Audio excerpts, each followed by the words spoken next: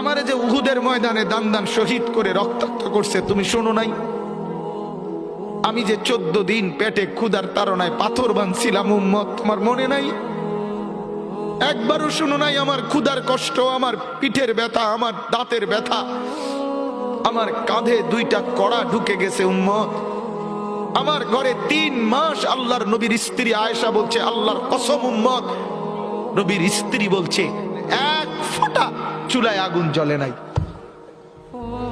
নওজোয়ান আপনারা বলেন বাপ, আজকে যাদের 1 বছর 6 মাস 2 বছর কোনদিন ফজরের নামাজ পড়েন না, দিনের পর দিন রাতের পর রাত যায়, এভাবেই 6 মাস, এভাবেই 1 বছর, এভাবেই 2 বছর, আপনি জানেনও না ফজরের ওয়াক্ত হয় কখন, ফজরের জামাত হয় কখন।